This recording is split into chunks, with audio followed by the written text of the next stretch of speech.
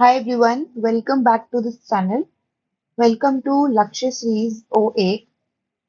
तो आज का जो टॉपिक है ना, आज है एंशियंट हिस्ट्री। यार देखो, मैं ना आपके लिए बहुत ही इजी चीजें कर देना चाहती हूँ। जो एंशियंट हिस्ट्री और मिडाइवल हिस्ट्री है ना, ये तो ऐसे टॉपिक है जो मोस्टली लोग छोड़ते ही हैं, बिकॉज उनको लगता है कि तो इतना डिफिकल्ट है और कैसे इसको कंपाइल करके हम उस स्टेज पर लेके आए कि हमें पता लग जाए कि भाई इसी चीज का रिवीजन करना है। तो मैं दिल्ली सल्तनत, मतलब जो मिडाइवल हिस्ट्री है उसमें दिल्ली सल्तनत और मुगल दोनों के ऊपर ऑलरेडी वीडियो लेकर आ चुकी हूँ। सिर्फ 10-10 मिनट की वीडियोस हैं, बट उसमें हर वो क्वेश्चन, हर वो इंपॉर्टेंट पॉइंट इंक्लूडेड है, आप जरूर देखना। अब एंशियंट हिस्ट्री के हम ऑलमोस्ट हर इंपॉर्टेंट पार्ट को डिस्कस करेंगे। मैं दो पार्ट में कराऊंगी, ठीक है। पहले करेंगे महाजनपद से पहले तक, उसके बाद महाजनपद से लास्ट तक, और साउथ इंडिया की मैं अलग से वीडियो लेके आऊंगी, ठीक है। तो आज शुरू करते हैं एंशियंट हिस्ट्री का part 1, and will try to cover as soon as possible, ठीक है। ओके। तो यार देखो, सबसे पहले जो हमारी हिस्ट्री है ना, वो शुरू होती है, एक तो प्री हिस्ट्री का टाइम है, ठीक है, जहां से हम 5 लाख, एक सेकेंड, हाँ। तो हम क्या है ना कि प्री हिस्ट्री पढ़ेंगे सबसे पहले, और उसमें जो है ना, उस वो चीज जो है वो डिवाइडेड है 3 पार्ट में। पेलियोलिथिक पार्ट, मीसोलिथिक पार्ट और नियोलिथिक पार्ट। जब भी आप चीज पढ़ो तो सबसे पहले ये सोचो उसमें से क्वेश्चन क्या आने वाला है। तो सबसे पहले जो क्वेश्चन है ना, वो एक तो टाइम लाइन पर ही आ सकता है, हो सकता है वो ऐसे बोल दे कि पेलियोलिथिक, फिर मेसोलिथिक और फिर नियोलिथिक, या इसको घुमा दे। तो एक तो ये ध्यान रखना है, पेलियोलिथिक का टाइम है 5 लाख से 10,000 BC, ठीक है। 5 लाख से 10,000, उसके बाद 10,000 से 6,000 मेसोलिथिक का है, फिर 6,000 से 3,000 न्यून दिखता है, ठीक है। अब जो 3,000 है ना, 3,000 के बाद जो है वो 2750 वाला टाइम शुरू होता है। 2750 BC से लेकर 1750, जो कि हड़प्पन और इसको इंडस वैली सिविलाइजेशन भी बोलते हैं, ये वाला टाइम, ठीक है। ओके, उसके बाद अब जो प्री हिस्ट्री, पता है किसको बोलते हैं? प्री हिस्ट्री वो टाइम होता है यार, जब जहाँ पे स्टोन टूल्स वगैरह प्रेजेंट है और पेंटिंग प्रेजेंट है, लेकिन अब तक वो डिसाइफर नहीं हो पाई है, ठीक है। हम हिस्ट्री को ट्रेस कर रहे हैं डिफरेंट स्टेजेस पे, लेकिन हर स्टेज अब तक डिसाइफर नहीं हुई है, ठीक है। तो अभी जो पैलेयोलिथिक का फेज है ना, वो आगे भी डिवाइडेड होता है। अब ये है कि पता है, ये वाला जो है ना, ये इतना पूछा नहीं जाता, लेकिन वो ये जरूर पूछ सकता है कि भाई लोअर पैलेयोलिथिक में किस चीज से आइडेंटिफाई किया जाता था, ठीक है। तो हम किस क्या चीज ध्यान रखेंगे, एक तो है हमारे हार्पून, जो फ्लेक टूल्स होते हैं, ठीक है। पहले तो लोअर पैलेयोलिथिक 5 लाख से 1 लाख, मिडिल पैलेयोलिथिक 1 लाख से 50,000, 50,000 से 10,000 अपर पैलेयोलिथिक, ठीक है। जो मिडिल पैलेयोलिथिक है उसमें फ्लेक टूल्स ध्यान रखेंगे, और जो अपर पैलेयोलिथिक है उसमें हार्पून टूल्स याद रखेंगे। बस ये दो एक वर्ड है जो अपने को ध्यान रखना है। उसके बाद मेन साइट से जो हमें ध्यान रखनी है, अब यार वो ऐसे पूछ सकता है कि भाई ये जो साइट है वो किससे रिलेटेड है, या फिर वो ये पूछ सकता है कि कौन सी साइट पेलियोलिथिक साइट है इनमें से, और 4 ऑप्शन दे देगा। तो उसमें भीमबेटका, बेलन वैली, सोलन वैली। भीमबेटका आपको पता है एमपी, ये सब सुनते हैं। बेलन वैली यूपी और एमपी दोनों में आती है, ठीक है। अगर आप देखो जल्दी से मैप बना के, थोड़ा सोचो इसको। हाँ, तो ये जो है ना, यहाँ इस वाले रीजन में आती है भीमबेटका, ठीक है। बेलन वैली जो है वो इस रीजन में आती है। सोहन वैली जो है ना, सोहन वैली वो ये वाले रीजन का पार्ट है जो पाकिस्तान में। कुरनूल आपको सबको पता है, कुरनूल अभी भी एक रीजन है जो कि आंध्र प्रदेश में आता है, ठीक है। फिर ब्रह्मगिरी हिल्स है, ब्रह्मगिरी हिल्स जहाँ पे मिनरल्स भी मिलते हैं, जो कि कर्नाटका का पार्ट है, ये ध्यान रखना है, ठीक है। ओके, उसके बाद इंपॉर्टेंट चीज है, हाँ, सबसे पहले पेंटिंग डिस्कवर कर किसने करी थी, तो WS वॉलंकर है, इनका नाम ध्यान रखना है। WS वॉलंकर प्री हिस्ट्री से रिलेटेड है और पेंटिंग से रिलेटेड है, बस ये चीज। फिर मेसोलिथिक आता है। मेसोलिथिक वो है जब हम एक ट्रांजिशन फेज आ चुका है, अर्थ जो है वो वार्म हो रही है, धीरे धीरे जो एग्रीकल्चर है वो शुरू हो रहा है, हम डिफरेंट टाइप ऑफ टूल्स में भी आगे बढ़ रहे हैं, जिसके कारण हम सेटल्ड एग्रीकल्चर शुरू कर रहे हैं ना, ये चीज दिमाग में रखना। स्टोरी दिमाग में रखोगे, आपको कभी भूलेगा नहीं, ठीक है। तो मेसोलिथिक फेज में माइक्रोलिथ टूल्स ध्यान रखने हैं अपने को। माइक्रोलिथ टूल्स है तो ऑब्वियसली बात है कि हम एनिमल को किल कर पाएंगे। पेंटिंग भी जो है उन टूल्स को यूज करके ही हम बनाएंगे। अब देखो, इस तरह के अगर आप टूल हैं तो आप बहुत ही इजीली दीवारों में, मतलब वो कर सकते हो ना, जो क्या कहते हैं, खुरदरापन आ सकता है दीवारों में, तो हम पेंटिंग बहुत इजीली बना सकते हैं। तो किस तरह की पेंटिंग है? डोमेस्टिकेशन ऑफ एनिमल सबसे पहले, ठीक है। डोमेस्टिकेशन ऑफ एनिमल्स हो गया। फिर देखो ये चीज सेलिब्रेशन और ग्रुप डांस, इनसे रिलेटेड है। सेक्सुअल यूनियन, योनि वर्शिप, इससे रिलेटेड भी पेंटिंग है। ये मेन चीजें हैं जो मैं आपको बता रही हूँ। उसके बाद सबसे इंपॉर्टेंट चीज, साइट्स, कौन सी जगह, तो आदमगढ़ इन एमपी एंड बागोगढ़ इन राजस्थान। आदमगढ़ बागोगढ़, आदमगढ़ बागोगढ़, बार बार बोलोगे ना आपको याद हो जाएगा। फिर नियोलिथिक साइट, नियोलिथिक में क्या है? अब सबसे पहले तो टाइमलाइन, टाइमलाइन क्या है? 6,000 से 3,000। ये इंपॉर्टेंट है, क्यों इंपॉर्टेंट है? क्योंकि अब हमारे पास इंडस वैली सिविलाइजेशन आने वाली है इसके बाद, ठीक है।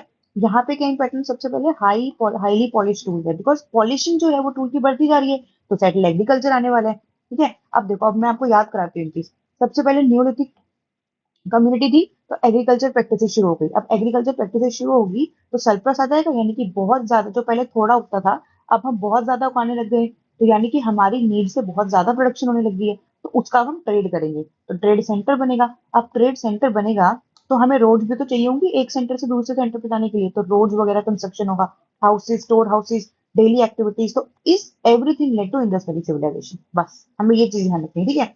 अच्छा, उसके बाद कुछ और पैलेलिथिक साइट है जो मैं आपको बताना चाहती हूँ, जैसे कि पहली एक बुरजोम। बुरजोम मेहरगढ़ पाकिस्तान में, एक ये ध्यान रखना। बस उसके अलावा और आपको ज्यादा याद करने की नीड नहीं है अभी के लिए, ठीक है। ओके, उसके बाद अब हम पढ़ते हैं Indus valley civilisation. Indus valley civilisation में मेन क्वेश्चन पता है क्या आता है? सबसे पहले तो उसकी साइट्स आती हैं, सबसे नॉर्थ और सबसे ईस्ट। सबसे जो एक्सट्रीम साइट्स है वो हमें पता होनी चाहिए, और मेन मेन साइट से रिलेटेड क्या है वो हमें पता होनी चाहिए, ठीक है। तो सबसे पहले जो सबसे नॉर्थ वाली साइड है ना, वो है मांडा, जो कि जम्मू कश्मीर में। सबसे साउथ वाली साइड है महाराष्ट्र में दैमाबाद। यूपी में आलमगढ़ सबसे ईस्ट साइड है, और वेस्ट जो है वो पाकिस्तान के बलोचिस्तान रीजन में है, जो है सुक्ता जंडर, ठीक है। ओके, अब एक चीज और, सुरका तोड़ा जो है ना, सुरका तोड़ा वो गुजरात में है, इंडिया में, लेकिन सुक्ता जंडर पाकिस्तान में है, ठीक है। अच्छा, अब इंपॉर्टेंट साइड्स पे आ गए यार। इंपॉर्टेंट साइड जो है वो लेफ्ट साइड पे है, देखो। सबसे पहले हमें मेन ध्यान रखना है मांडा, जो मैंने बताया आपको। फिर रोपड़, राखीगढ़ और आलिमगढ़। आलिमगढ़ जो है वो सबसे ईस्ट वाला साइड है। अब राजस्थान में कौन सी इंपॉर्टेंट साइट है? तो कालीबंगन और बनावली। उसके बाद काफी सारी साइट गुजरात में है, जैसे कि देसलपुर हो गया, फिर सुरका तोड़ा हो गया है ना, दैमाबाद हो गया, लोथल हो गया। लोथल जो है बहुत इंपॉर्टेंट, जो पोर्ट है ना वहाँ पे, और जो डॉकिंग स्टेशन है वो लोथल में है, ठीक है। दैमाबाद सबसे साउथ वाली साइड है। रंगपुरा हो गया, ठीक है। बस ये मेन मेन आपको ध्यान रखनी है। धोलावीरा, धोलावीरा में क्या है? Water harvesting system, very important, ठीक है। ओके, मैं आपको अभी नीचे आएगा ना तो आपको बता भी दूंगी कि मतलब कौन सी जो पर्टिकुलर साइट किस चीज के लिए इंपॉर्टेंट है। ओके, तो अब इसमें नेक्स्ट चीज क्या हमें ध्यान रखनी है कि सबसे पहले 1920 में जेएच मार्शल ने एक्सकवेशन अलाउड करी थी, ठीक है, जो कि head of archaeological survey of India था। तो उसने मतलब जब अलाउ किया तो फिर अलग अलग जगह पर जो है वो मतलब जो डिस्कवरी थी वो चालू होने लगी, मतलब देखने लगी कि किस रीजन पे क्या प्रेजेंट है। तो 1921 में दयाराम साहनी के विजन में सबसे पहले जो हड़प्पन साइट है ना वो डिस्कवर हुई। बस एक चीज ध्यान रखना, दयाराम साहनी, हड़प्पन साइट, और कौन सी रिवर थी? तो रावी रिवर थी। फिर सेकंड कौन सा था? मोहनजोदारो। मोहनजोदारो 1922 में। कौन थे उस समय जिनके विजन में हुआ था? आर डी बनर्जी थे। कौन सी रिवर के पास हुआ था? तो इंडस वैली रिवर के पास हुआ था, ठीक है। ओके, उसके बाद हम देखेंगे कालीबंगन। कालीबंगन मैंने बताया किस चीज के लिए फेमस है। फिर यहाँ पे ना प्लो जो फील्ड होती है, और जो ये ना होते हैं ना, जो हाथ में पहनने वाले कड़े होते हैं, ये यहाँ पे बहुत बनते हैं, ठीक है। जो मेटल आर्ट क्राफ्ट वगैरह, ये सारी चीजें। लोथल में आपको मैंने बताया डॉकयार्ड है इंपॉर्टेंट, ठीक है। अब लोथल में आप ये भी तो ध्यान रखो कि जैसे ये गुजरात वाला रीजन है, तो इस जगह पे है लोथल, तो ऑब्वियस सी बात है ना, आप याद कर सकते हो कि डॉकयार्ड यहीं पे ही होगी। अब अंदर राजस्थान में तो होगी नहीं, है ना। फिर नेक्स्ट है धोलावीरा। धोलावीरा भी गुजरात में, अब गुजरात में है, कच्छ रीजन में है। तो धोलावीरा किस लिए? वाटर हार्वेस्टिंग सिस्टम, जैसे कि मैंने बोला यहाँ का बहुत इंपॉर्टेंट है, ठीक है। अब एक जो बनावली है वो टेराकोटा रेप्लिका के लिए इंपॉर्टेंट है, बस। इसके अलावा यार देखो, अगर आप कुछ प्रॉपर्टी आते हैं तो प्रॉपर्टी में एक एक चीज याद रखना, सीटाडेल का मतलब है अपर पार्ट, जो जैसे हड़प्पन सिविलाइजेशन में दो पार्ट में डिवाइडेड होती थी। यहाँ पे लोग रहते थे, यहाँ पे सीटाडेल था, और यहाँ पे ना ग्रीनरीज भी रखते थे। ग्रीनरीज मतलब जिसमें अनाज वगैरह रखती है, ठीक है। और ग्रीनरीज में पता है कैसे? जैसे मान लो ये ग्रीनरी है तो ऐसे परफोरेटेड रहेगी, इसके थ्रू ना एयर पास होती थी। एयर पास होगी तो वो जो अनाज है वो खराब नहीं होगा। तो काफी मतलब होता है ना कि एडवांस सिस्टम था ये, ठीक है। ओके, उसके बाद हमें एक चीज ध्यान रखनी है कि बाकी सब जगह दो ही सिस्टम है, जैसे मैंने बताया कि एक सीटाडेल है और एक यहाँ पे लोग रहते थे। लेकिन धोलावीरा एक है जहाँ पे कि तीन पार्ट में डिवाइडेड है, सिर्फ एक धोलावीरा ही ऐसा है। एक ये चीज ध्यान रखना, ठीक है। ओके, उसके बाद अगर इकोनॉमी की बात करी जाए तो मतलब कौन सी जो अनाज वगैरह एग्रीकल्चर में कौन सी क्रॉप्स थी? तो एक वीट और बार्ले थी, ठीक है। और उसके बाद मैंने जैसे बताया ग्रीनरी सी सीटाडेल में। उसके बाद वेरी इंपॉर्टेंट, कॉटन जो है ये लोग ग्रो करते थे, और ऐसा कमर्शियल क्रॉप ग्रो करते थे, यानी कि इनका रिलेशन, जैसे हमारा इंडिया, अगर मैं आपको मैप में दिखाऊं तो यहाँ पे इंडिया है ना, तो यहाँ पे यार वो है हमारा जो मिडिल ईस्ट है, तो ये पूरा मेसोपोटामिया ईरान वाला रीजन है ना, जहाँ पे मेहरगढ़ वगैरह जो है, एक साइट मिली थी सबसे पहले तो मेहरगढ़ ही है ना। तो यहाँ से यहाँ ऐसे रिलेशन ट्रेड होता था, ठीक है ना। तो फिर ये मिलेट वगैरह, राइस वगैरह, इन सब का ट्रेड इस समय होता था, और यहीं पे हमारे लोथल वगैरह के पोर्ट्स भी थे, तो आप इससे याद रख सकते हो, ठीक है। राइस वगैरह सब चीजें उगाई जाती थी। ठीक है, आगे चलते हैं। अब वेरी इंपॉर्टेंट क्वेश्चन एक आता है, क्या इस समय आयरन होता? नहीं। आयरन लेटर वैदिक एज तक हमें पता नहीं था, मतलब लेटर वैदिक एज में जाके हमें पता लगा है, अर्ली वैदिक में भी हमें आयरन नहीं था हमारे पास। सील जो है ना, seal very important, square shape में सील थी और उसके ऊपर कोई ना कोई एनिमल वगैरह या स्क्रिप्ट वगैरह बनी होती थी, ठीक है। ओके, उसके बाद हमारे पास मेसोपोटामिया से हम रिलेशन रखते थे, काफी जगह से हम ट्रेड करते थे, जैसे अफगानिस्तान से टेन हो गया, गोल्ड सिल्वर मेसोपोटामिया से हो गया, कॉपर हो गया, ब्रोंज हो गया, ठीक है। ओके, उसके बाद क्वेश्चन आएगा, हाँ, अब रिलीजन इसमें क्या था? तो सबसे पहले तो अगर क्वेश्चन आएगा कि मेल फीमेल दोनों तरह की डिग्रीज हैं, ठीक है। उसके बाद हम नेचर वर्शिप भी करते थे, और जो शैमानिक प्रैक्टिसेस है वो भी, जैसे कि अमुलेट वगैरह वो होते हैं ना, जिसे सुपरस्टिशियस जो बिलीव होती है, वो सब इस समय प्रेजेंट थे। और उसके बाद टेम्पल्स नहीं थे लेकिन, ठीक है, एक ये चीज ध्यान रखना। उसके बाद हम एक चीज ध्यान रख सकते हैं कि वाटर टैंक जो मोहनजोदड़ो है ना, वहां पे ग्रेट बात ऑफ मोहनजोदड़ो बोलते हैं जिसको, तो मोहनजोदड़ो में मिला। अगर मान लो ऑप्शन में आ जाए कि भाई हड़प्पा मिला या बनावली में मिला, तो नहीं, मोहनजोदड़ो में मिला, ये चीज ध्यान रखनी है, ठीक है। सीजीएल में यार इतना डीप में नहीं पूछेंगे, हाँ यूपीएससी में इतना डीप में पूछते हैं। सीजीएल में तो यार ऊपर ऊपर से मेन मेन चीजें हम देख रहे हैं, सो कि क्वेश्चन आ भी जाए तो हम एलिमिनेट कर दे फटाफट, ठीक है। तो उसके बाद जो हमारा नेक्स्ट आता है पार्ट, वो है जो वैदिक एरा है, आर्यन शुरू होती है। सबसे पहले तो हमें टाइम पीरियड पता होना चाहिए। आप जैसे पता है कि 1700 या 1600 के आसपास हमारी इंडस वैली सिविलाइजेशन जो है वो खत्म हुई। उसके बाद 1500 से लेकर 1000 तक, ये है हमारी अर्ली वैदिक पीरियड, ठीक है। 1000 से लेकर हमारा जो 600 बीसी तक का एरा है, ये है हमारा लेटर वैदिक पीरियड। बस इतना ध्यान रखना है, ठीक है। तो अब जब हमारा, जस्ट सेकेंड, हाँ, अब वैदिक एरा एरा आ चुका है। वैदिक एरा में सबसे पहले तो हम ये ध्यान रखते हैं कि जो हमारी जो सप्त सिंधु है ना, हमारे चार वैदिक लिटरेचर, हम हमें कहाँ से सारी इन्फॉर्मेशन मिली है? एक तो वेदा, क्या वेदा रिटन है? नहीं, वेदा एक श्रुति है, एक वो इन्फॉर्मेशन है जो हमने सिर्फ सुन सुन के आगे फॉरवर्ड करी है।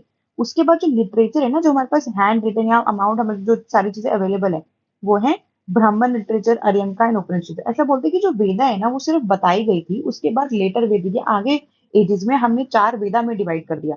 और वो चार वेद कौन से हैं? एक ऋग्वेद, ठीक है, ऋग्वेद है, यजुर्वेद है, सामवेद है और अथर्ववेद है। अब वो भी हमें याद, पता है क्या रखना है? सबसे पहले तो हमें ये याद रखना है कि ये चार जो है वो मेन लिटरेचर है जिससे हमें सारी इंफॉर्मेशन मिलती है, ठीक है। वेदा को श्रुति बोलते हैं, हमें एक तो ये चीज ध्यान रखनी है, वेदा को श्रुति बोलते हैं, ठीक है। उसके बाद, ओके, उसके बाद है कि ऋग्वेद में क्या है? तो ऋग्वेद में हमने जो कलेक्शन ऑफ हाइम्स जिसको बोलते हैं ना, 1028 हाइम्स है, उसमें भी 10 मंडल है, 10 मंडल है ऋग्वेद में। 2 से 7 अर्ली वैदिक पीरियड के हैं, 1, 8, 9 और 10 लेटर वैदिक पीरियड के हैं, ठीक है। 2 से 7 अर्ली वैदिक, 1, 8, 9 और 10 लेटर वैदिक, बस इतना ध्यान रखना। उसके बाद तीसरे मंडल में हमने गायत्री मंत्र जो है वो लिखा हुआ है। गायत्री मंत्र इसमें लिखा है, तीसरे मंडल में लिखा है, ठीक है। उसके बाद सामवेद। सामवेद में क्या है? जितनी भी जो इंडियन म्यूजिक से रिलेटेड इंफॉर्मेशन है, म्यूजिक से, वो सामवेद के अंदर आती है। जितनी भी रिचुअल्स, जितनी भी सेरेमनीज, जितनी भी मतलब डिटेलिंग है कि हमें कौन सी चीज को कैसे परफॉर्म करना चाहिए, वो यजुर्वेद में लिखा है। और अथर्ववेद में क्या लिखा है? जितनी भी मेडिसिन रिलेटेड चीजें हैं, कोई भी डिसीज है, आज इतनी तरह तरह की डिसीजेस का मतलब हम इलाज खोजते हैं, लेकिन अथर्ववेद में बहुत पहले ही सारी चीजें लिखी जा चुकी हैं, ठीक है। ओके, उसके बाद ब्राह्मणा लिटरेचर कोई पूछे, तो ब्राह्मण लिटरेचर वो है जो वैदिक हाइम्स है ना, उसके बारे में एक्सप्लेनेशन ब्राह्मण लिटरेचर देता है। और अरियंका लिटरेचर वो है जो फॉरेस्ट बुक बोलते हैं, जिसको मिस्टिसिज्म ऑफ वैदिक साइंस, बस ये चीज, ठीक है। उसके बाद हमारे पास उपनिषद आते हैं। उपनिषद का लिटरल मीनिंग होता है नियर द फीट ऑफ गुरु। ये इसका मतलब ये है कि हम जो जो भी वैदिक एक्सप्लेन, जो भी वैदिक साइंस है या जो वैदिक में लिखा हुआ है, उसका जो फिलोसफिकल एक्सप्लेनेशन है, तो वो जो है वो उपनिषद में दिया हुआ है, ठीक है। अल्टीमेट गोल जो है वो है हमारा यूनिवर्सल सोल, जो कि हम अद्वैत फिलोसफी में पढ़ते ही। ओके, उसके बाद वेदांत। यार देखो, वेदांत पे बहुत बार क्वेश्चन आया है, इस बार भी मेरे एक फ्रेंड ने बोला था कि इससे रिलेटेड क्वेश्चन आ रहे हैं, ठीक है। वेदांत जो है वो 6 तरह के होते हैं। अब हमें पता है क्या याद रखना है कि कितने वेदांत होते हैं? 6 तरह के। उसके बाद मेन वेदांत क्या है और उसका मतलब क्या है? जैसे शिक्षा वेदांत है ना, उसका मतलब है कि हम लैंग्वेजेस के बारे में, फेनेटिक्स, शिक्षा वेदांत इज रिलेटेड टू फेनेटिक्स। कल्प वेदांत में जितने भी रिचुअल सेरेमनीज है वो आते हैं। निरुक्त वेदांत मतलब कि जो ओरिजिन ऑफ वर्ड्स है ना, वर्ड्स की इंफॉर्मेशन है, वो चीज है। व्याकरण तो नाम से पता लग रहा है, जो ग्रामर वगैरह होती है। छंद पता है? छंद, जैसे आपको पता होगा कि कई शादियों में पूरे उसके बाद दूल्हे से छंद सुने जाते हैं। छंद मतलब होती है कोई पोइट्री, कोई कविता, वो चीज को बोलते हैं छंद। और ज्योतिष का मतलब को पता ही है, एस्ट्रोनॉमी, ठीक है। ये है मेन वेदांत। ओके, उसके बाद हमारे पास आता है कि कल्चर क्या है, मतलब जैसे वैदिक एरा में, अर्ली वैदिक एरा में हमारे पास हमने अर्ली वैदिक पेरा पढ़ा, उसमें हमने वेदा के बारे में देखा। अब हम देख रहे हैं कि भाई वेदा का हमने ये भी देखा कि 1500 से 1000 में होता है। लेकिन वेदा की अर्ली वेदा में मेन कौन है, हेड कौन होता है? तो ट्राइबल पॉलिटी में एक जन जो है ना, वो ट्राइब होती है, उनका चीफ का नाम होता है राजन, राजन बुलाते हैं उसको। ठीक है, अच्छा ठीक है। इकोनॉमी क्या है? तो इकोनॉमी से क्वेश्चन आएगा, तो cattle raising is main economy. कोई आर्मी नहीं है, कोई ऑफिशियल नहीं है, व्हीट बार्ले सब उगाई जा रही है, लेकिन मेन है कैटल रियरिंग। पेस्टोरलिज्म जो है ना, पेस्टोरलिज्म, पेस्टोरलिस्ट वो होते हैं मेन अर्ली वैदिक एरा में। ठीक है, सेट बेसिकली नोमैडिक लाइफस्टाइल है, और कोई भी सेटल एग्रीकल्चर अब तक नहीं आई है। ठीक है, ओके। उसके बाद हम आते हैं हाँ, अच्छा, इस रीजन में हम जो ज्योग्राफिकल रीजन है ना, नॉर्थ वेस्टर्न पार्ट जो है, जैसे मैं आपको बताती हूँ अर्ली वैदिक एरा का कौन सा रीजन है। अगर हम इंडिया का मैप ड्रॉ करें, तो जो ये वाला रीजन है ना, ये वाला रीजन, वो वो वाला पूरा रीजन होता है अर्ली वैदिक का। लेकिन जब हम ये वाला ब्रह्मवृत की बात करते हैं ना, तो हम लेटर वैदिक एरा के बारे में आ चुके हैं। तो इसलिए नॉर्थ वेस्टर्न रीजन में हम सप्त सिंधु की बात करते हैं, इसमें की 7 रिवर्स हैं, और इनके आपको नाम पता होने चाहिए, पूछे जा सकते हैं। जैसे इंदुस को सिंधु बोलते हैं, झेलम को वितस्ता बोलते हैं, ब्यास को विपासा बोलते हैं, फिर सतलुज को शतुद्री बोलते हैं, रावी को रूशनी बोलते हैं, चिनाब को अश्विनी बोलते हैं। ठीक है, वैसे सरस्वती को सरस्वती बोलते हैं। अब क्या है कि अब जैसे इसमें अब गॉड्स भी आएंगे, अब वो आगे आते हैं, रुको। हाँ, तो हमने पढ़ा कि सबसे हमने इकोनॉमी वगैरह देख ली। अब देखो कि पॉलिटी में क्या है। तो अर्ली वैदिक एरा में सबसे पहले तो हमने देखा राजन हेड होता है। उसके बाद 3 समिति हमें ध्यान रखनी है, सभा, समिति और विधाता। ठीक है, अब ये वाली जो है ना, ये वाली, वो अगले लेटर वैदिक में हम पढ़ेंगे। इन तीनों में से जो समिति एक जो है ना, वो हट जाएगी। ठीक है, तो ये हो गई Dasarajna war. Not very important. Dasarajna war में बस यही होता है कि जो एक वन ऑफ द ट्राइब होती है, आर्यन ट्राइब होती है, जो भरत होती है, तो बाकी सारी जो ट्राइब्स होती है ना, वो भरत के अगेंस्ट लड़ती है, और तो भी ये जीत जाती है। इसीलिए हम भारतवंश कहते हैं सारी टेरिटरीज को, बस ये।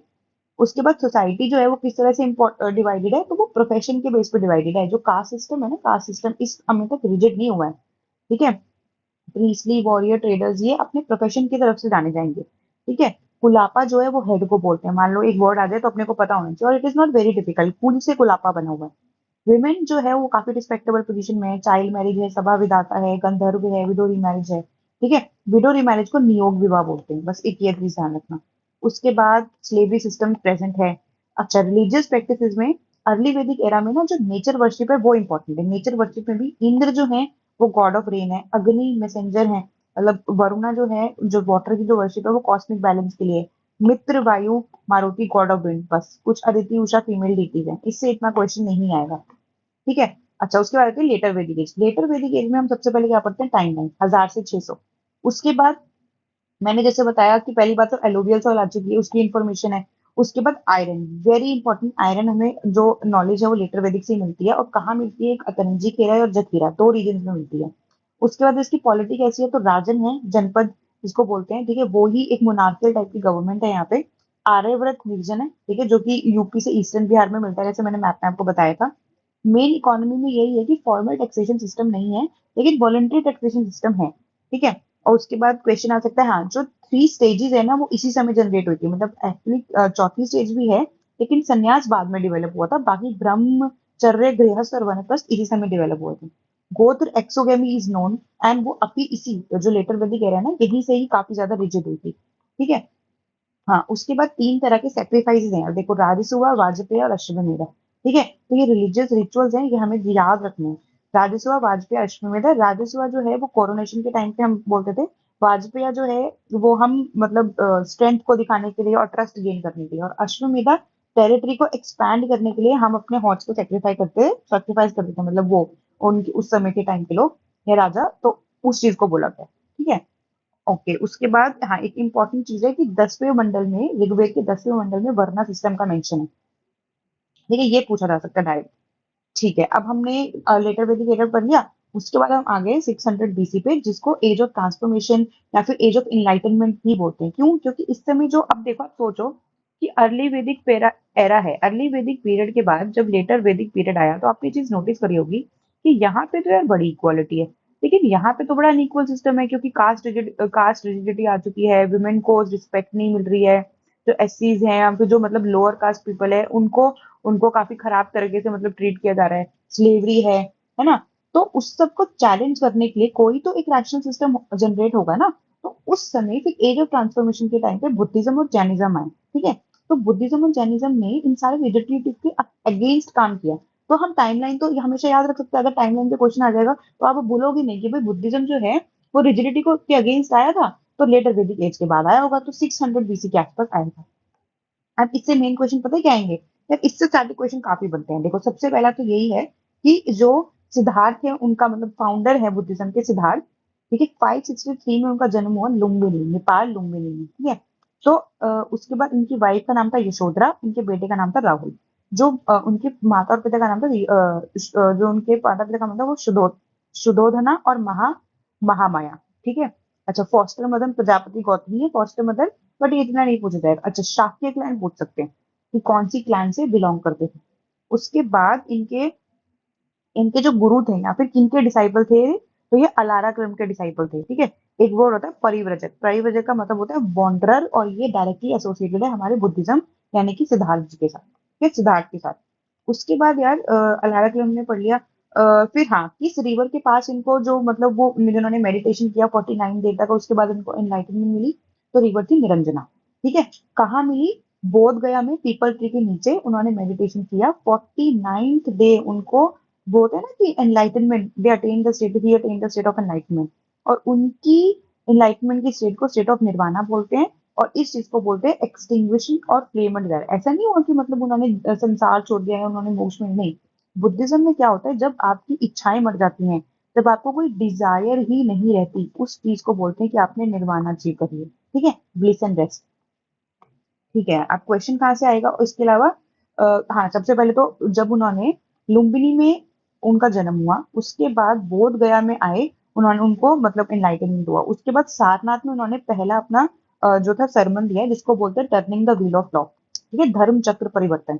उसके बाद इनकी कुशीनगर में डेथ हो गई, जो कि यूपी में है, और जहाँ पे इस वर्ड को बोलते हैं महापरिनिर्वाण। और जो महापरिनिर्वाण है ना, वो it is a moment of Joy. Moment of Joy क्यों? क्योंकि उनको लाइफ और जो मतलब डेथ है उसकी साइकिल से उनको आजादी मिल चुकी है, और वो निर्वाणा अचीव कर चुके हैं, ठीक है? इसीलिए इसको मोमेंट ऑफ जॉय बोलते हैं।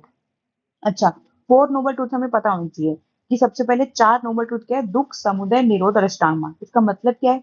सबसे पहले ये कि world is full of sorrows. उसके बाद सॉरोज या फिर दुख होते क्यों हैं? क्योंकि हमें डिजायर ही इतनी होती है, उस चीज को बोलते हैं समुदय। अब डिजायर को खत्म कैसे करेंगे? निरोध करके, मतलब कि हम कोई डिजायर ही नहीं रखेंगे। अब कैसे नहीं रखेंगे? तो उसके लिए बुद्धा ने अष्टांग मार्ग यानी कि 8 फोल्ड पाथ दिए हैं। अब मेरे 8 फोल्ड पाथ पे ऐसे डायरेक्ट क्वेश्चन तो नहीं आएंगे, लेकिन वैसे दृष्टि, एक सेकंड, दृष्टि, वच्चा, ठीक है, राइट कंडक्ट, ज्ञान, आजीव, ध्यान यानी कि right concentration, right self awareness, स्मृति और समृद्धि समाधि, सॉरी, फिर डीप मेडिटेशन, ठीक है। ये है मेन।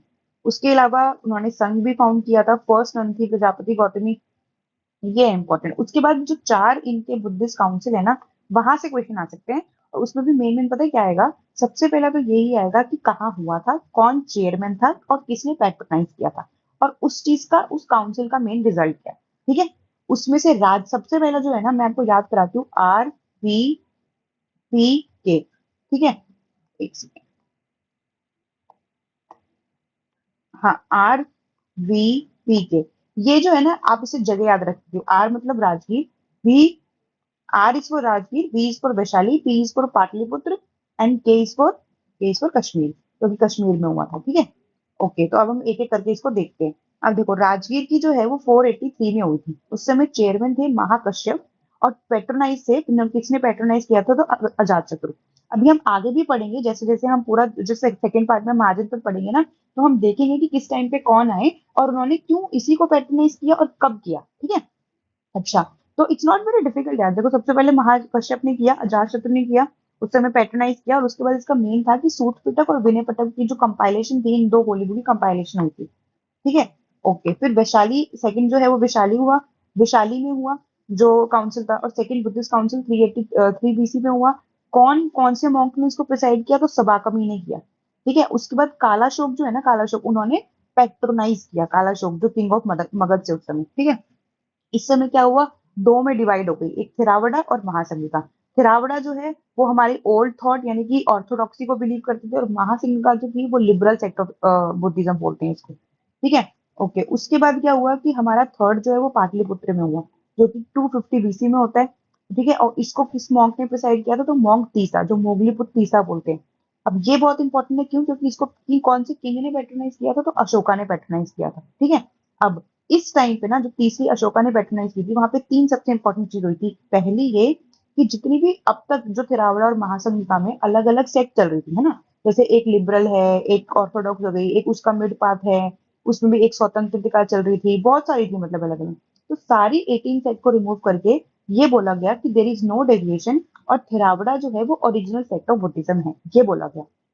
सेकंड ये कि जो अब तक हम सूत पिटक और विनय पिटक, हमने दो होली बुक थी, उसकी तीसरी होली बुक अभिधम पिटक भी इसी समय कंपाइल हुई, ठीक है। और जितनी भी त्रिपिटक होती है ना, जो बुद्धिज्म से रिलेटेड है, वो कंप्लीट हो गई, ठीक है। उसके बाद एक तीसरी चीज हुई थी कि उन्होंने अपने मतलब बुद्धिज्म को, रिलीजन को स्प्रेड करने के लिए अपने ही बच्चों को अलग अलग जगह भेजा था, ठीक है। जैसे श्रीलंका हो गया, नॉर्थ ईस्ट मतलब श्रीलंका हो गया, उसके बाद तिब्बत वाले रीजन हो गए, तो वहां से ही बुद्धिज्म और ज्यादा स्प्रेड होना शुरू हो गया था। और अशोका को बहुत ज्यादा क्रेडिट किया जाता है बुद्धिज्म को स्प्रेड करने के लिए, ठीक है। उसके बाद चौथी जो है वो कश्मीर में हुई थी। अब यहाँ पे है ना दो मतलब दो लोगों ने प्रिसाइड किया था, दो मॉन्क्स ने, एक थे वासुमित्र, और सब प्रिसाइड किया था अश्वघोष ने। अब दो प्रिसाइड में क्यों किया था मैं बताती हूँ इसमें। पहले तो किंग देख लो आप, किंग जो है वो है कनिष्क, ठीक है। अब दो प्रिसाइड पता है क्यों किया था? क्योंकि वासुमित्र जो है उन्होंने हिनयान को सपोर्ट किया था, और अश्वघोष ने प्रिसाइड किया था महायान। अब इन दोनों में डिफरेंस क्या है? तो यार जो हिनयान है ना, वो सिंबल वर्शिप में बिलीव करता है। सिंबल वर्शिप मतलब कि ये ऑर्थोडॉक्स वाला सिस्टम है, ठीक है। वैसे रुको मैं आपको डिफरेंस भी बताती हूँ, प्रॉपर इसका डिफरेंस क्या है। हाँ, अब देखो, जो हिनयान सिस्टम है ना, हिनयान यार वो ऑर्थोडॉक्स है। वो ओरिजिनल टीचिंग में बिलीव करता है, वो नहीं मानता कि हमें कोई आइडल वर्शिप वगैरह करनी चाहिए। उसके बाद निर्वाणा जो है वो इंडिविजुअल के लिए है।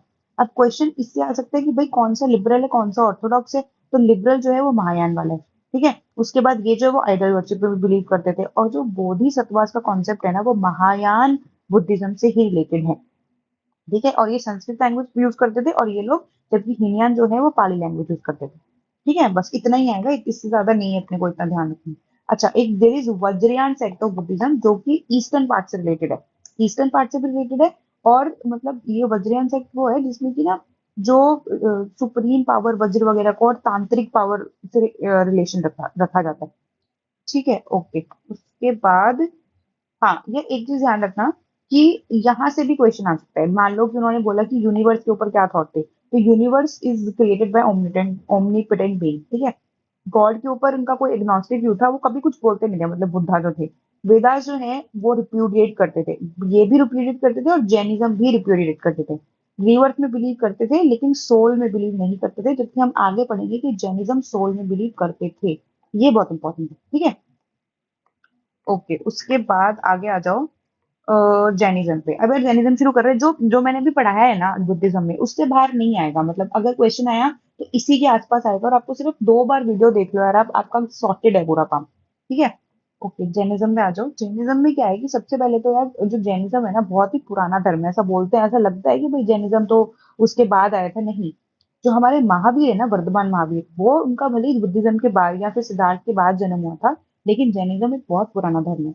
सबसे पहले जो पाथ फाइंडर्स है ना, उसको तीर्थंकर बोलते हैं, तो तीर्थंकर वर्ड है तो जैनिज्म से रिलेटेड है। पहली चीज तो ये हो गई। फर्स्ट तीर्थंकर जो है वो है हमारे ऋषभदेव, दूसरी चीज ये हो गई, ठीक है। 23rd और 24th, 23rd जो है वो है पार्श्वनाथ, और 24th जो है वो है महावीरा, यानी कि वर्धमान महावीरा, ठीक है। 23rd।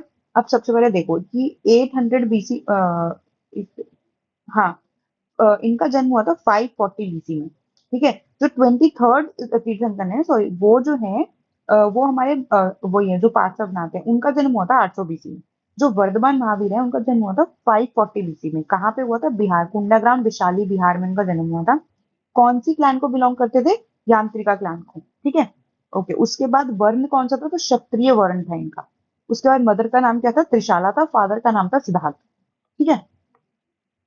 उसके बाद इनकी वाइफ का नाम था यशोदा, डॉटर का नाम था अरुणोजया। अच्छा, अब इनको कहाँ पे उन्होंने मेडिटेशन की? तो सबसे पहले तो उनको परफेक्ट नॉलेज हुई थी। कहाँ पे हुई थी? 42 ईयर्स में, नियर राजू, राजपालिका रिवर, अंडर साल ट्री, तिम्बकराम में। यहाँ पे मतलब तिम्बकराम विशाल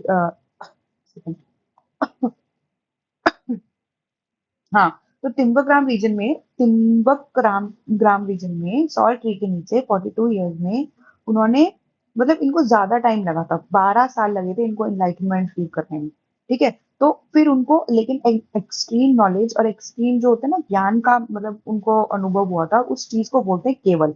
केवलिन बोलते हैं। मतलब क्यों? इसलिए बोलते हैं बिकॉज सबसे पहले तो ये कि उनको केवल ज्ञान की प्राप्ति हो गई थी। केवल ज्ञान मतलब कि अल्टीमेट ट्रूथ, जिस चीज को बोलते हैं परफेक्ट नॉलेज। ठीक है। और he was the conqueror of the senses, मतलब कि उनको अपने सेंसेस पे इतना ज्यादा कंट्रोल था, इसलिए उनके फॉलोअर्स को भी जीना बोलते थे, और जीना से ही वर्ड आया है जैन। ठीक है। सेंसेस पे कंट्रोल करने का मतलब पता है कैसे? आपने देखा होगा कि जैनिज्म धर्म में ना बहुत ज्यादा चीजों का निरोध किया जाता है। मतलब उनको, वो लहसुन प्याज नहीं खाते। वो बहुत ज्यादा असेटिज्म करते हैं, मतलब वो इतने मतलब किसी को हार्म करने से अगेंस्ट होते हैं कि वो मतलब ऐसे कि किसी इंसेक्ट को भी नहीं मारना है, इस तरह की मतलब उनका परहेज है। वो बहुत चीजें नहीं खाते हैं, काफी ज्यादा मतलब डिसिप्लिन फॉलो करते हैं, इसीलिए इनको जैन मतलब जीना बोलते हैं, कॉन्कर ऑफ द सेंसेस। ठीक है। ओके। उसके बाद ये कि 468 में मतलब उनकी डेथ हुई थी एट पावापुर राज की। ठीक है। ओके। उसके बाद संलेखना वर्ड है, वो जैनिज्म से रिलेटेड है। संलेखने का मतलब यही होता है कि आप जो है एक्सट्रीम पेनेंस करो, आप खाना भी छोड़ दो और फिर अपने आप अपना देह त्याग कर दो, उस चीज को बोलते हैं। ठीक है। उसके बाद यार हाँ, एक चीज ध्यान रखना, जो मेन टीचिंग है ना, जो थ्री ज्वेल्स बोलते हैं जैनिज्म के, वो है right knowledge, right faith, right conduct, यानी कि K for knowledge, F for faith, C for conduct, बस इससे ध्यान रख लेना। ठीक है। उसके बाद अहिंसा, सत्य, जो चार फाइव डॉक्ट्रिन्स हैं, जिसमें की जो फिफ्थ वन है वो वर्धमान महावीरा ने दी थी, पहले बाकी सारी पहले ही तीर्थंकर ने दे दी थी। तो अहिंसा, सत्य, अस्तेय, अपारिग्रह। अहिंसा मतलब नॉन वायलेंस, सत्य मतलब सच बोलना, अस्तेय मतलब कभी चोरी ना करना, अपारिग्रह मतलब कोई प्रॉपर्टी ना रखना, और ब्रह्मचर्य मतलब कि कंप्लीटली ब्रह्मचर्य रखना। मतलब जैसे काफी जैनिज्म में ऐसे लोग हैं जो 7 बजे के बाद खाना नहीं खाते हैं, या फिर लहसुन प्याज तो बिल्कुल ही नहीं खाते हैं, चलो 7 बजे बाद खाना भी नहीं खाएंगे और कंप्लीटली ब्रह्मचर्य ही अपना लेते हैं कुछ मतलब अपनी जिंदगी के कुछ सालों के बाद। तो वो होता है एक्सट्रीम पेनेंस, जो आज भी लोग फॉलो करते हैं जैन में। ठीक है। उसके बाद हाँ, एक थ्योरी है शायद बात जो आपको पूछी जा सकती है, दिस इज इम्पोर्टेंट। ठीक है। ओके। उसके बाद काउंसिल है, इसमें इतनी ज्यादा काउंसिल नहीं है, इसमें दो ही काउंसिल है। देखो, एक काउंसिल जो है वो है 299 बीसी की, जिसको स्थूल भद्रा ने प्रिसाइड किया था, और उसको पैट्रोनाइज किया था बिंदुसार ने। ठीक है। तो आइए देखो, एक तो बिंदुसार कब आते हैं, हम अशोका और उस वाले टाइम पे पढ़ते हैं, जो हम अभी आगे पढ़ेंगे नेक्स्ट वीडियो में। ठीक है। ओके। उसके बाद यार एक चीज आती है कि हाँ, उस काउंसिल में हुआ क्या था कि जो पूरी की पूरी जो जैनिज्म है ना, वो दो काउंसिल, इस काउंसिल में दो में बट गई थी। एक थे भद्रबाहु, एक थे स्थूलबाहु। जो भद्रबाहु थे ना, वो ऑर्थोडॉक्स किस्म के थे, मतलब ऑर्थोडॉक्स के थे। और जो स्थूलबाहु थे ना, वो थे व्हाइट रोब्स वाले, मतलब जो व्हाइट कपड़े पहनते थे और थोड़े से लिबरल थे। लेकिन ये जो थे वो कोई कपड़े नहीं पहनते थे, जिसको स्काई क्लैड्स भी बोलते हैं।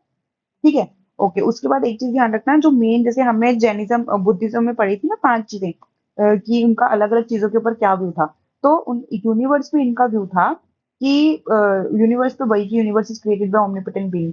फिर व्यू ऑन गॉड, मतलब जनरली पहले तो वो गॉड को नहीं कुछ भी बोलते थे, लेकिन उन्होंने बोला था कि अगर भगवान एग्जिस्ट करते तो वर्धमान के अंदर ही, वर्धमान के नीचे ही करेंगे। ठीक है।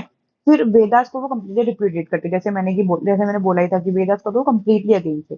बर्थ होगा, और सोल में बिलीव करते थे। जैनिज्म सोल में बिलीव करता है, बुद्धिज्म सोल में बिलीव नहीं करता।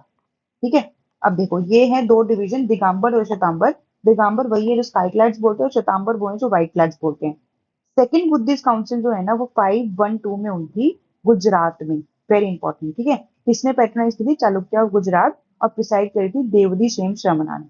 ठीक है। ओके।